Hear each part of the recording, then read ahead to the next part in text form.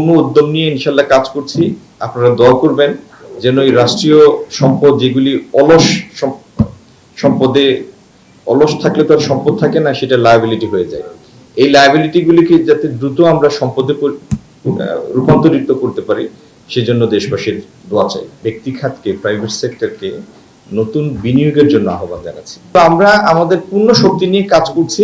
ইতিমধ্যেও আগে আপনাদের একাধিক ফোরামে বলেছি, এই মন্ত্রণালয়ে বলেছি, শিল্প মন্ত্রণালয় থেকে বলেছি, মাননীয় প্রধানমন্ত্রীর সভাপতিত্বে একাধিক বৈঠকের পরেও বলা হয়েছে যে সরকারের মালিকানাধীন যে সমস্ত প্রতিষ্ঠান আছে, মিল ফ্যাক্টরি আছে, যেগুলি এফিশিয়েন্টলি চালানোর স্বার্থে বা লোকসানি প্রতিষ্ঠানকে লাভজনক প্রতিষ্ঠানে রূপান্তরের স্বার্থে, অথবা যেগুলি বন্ধ আছে সেখানে নতুনভাবে বিনিয়োগ আকর্ষণ এবং কর্মসংস্থান সৃষ্টির লক্ষ্যে এই রাষ্ট্রীয় সম্পদ, এই প্রতিষ্ঠানগুলিকে, এই মিল ফ্যাক্টরিগুলিকে আমরা নতুনভাবে রিভাইটালাইজ করতে চাই, পুনর্জীবিত করতে চাই।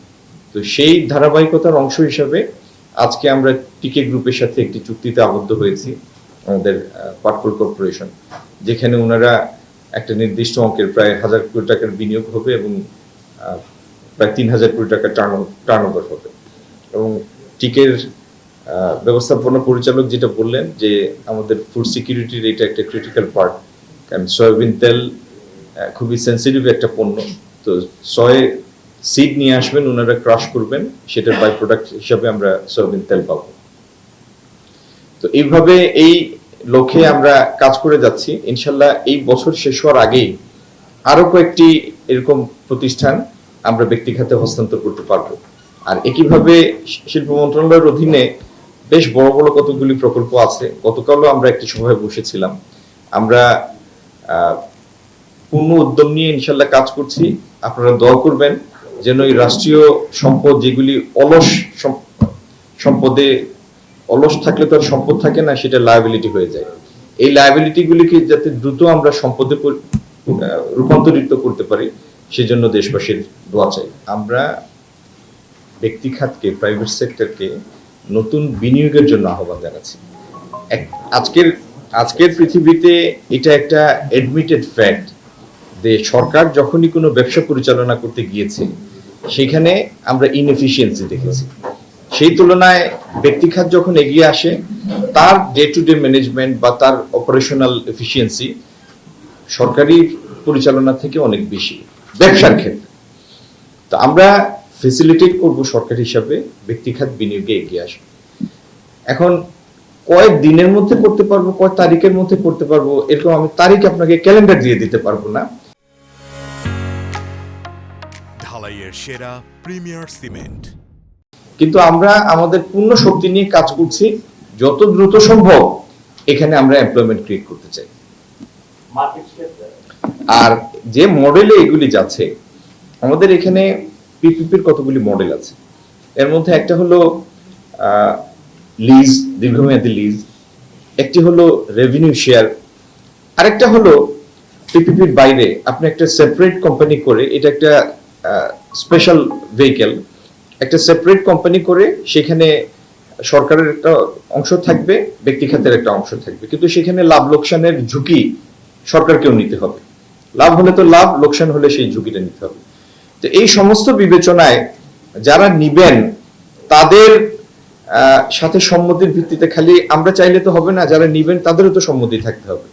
তো সবার সাথে সম্মতির ভিত্তিতে একটা উইনেবল, টেনেবল একটা প্রপোজিশন ক্রিয়েট করে আমরা এগুলি করব, যে প্রচলিত আইন আছে সেই আইনের অধীনে। পৃথিবীতে 2টা যুদ্ধ চলমান এবং আমাদের বেশি প্রোডাক্ট যে জায়গাতে যায় সেটি হচ্ছে ইউরোপিয়ান ইউনিয়ন। আপনি দেখবেন যে ইউরোপিয়ান ইউনিয়নেই, ইউর বাজারেই আমাদের গতিটা আমাদের প্রত্যাশিতভাবে গতি পায় নাই গত বছরের রপ্তানি। অন্যান্য জায়গায় অপ্রচলিত 2-1টা মার্কেটে বরং এক্সপোর্টের গ্রোথ ছিল, আর ইউরোপিয়ান ইউনিয়নে এটা ছিল নেগেটিভ গ্রোথ।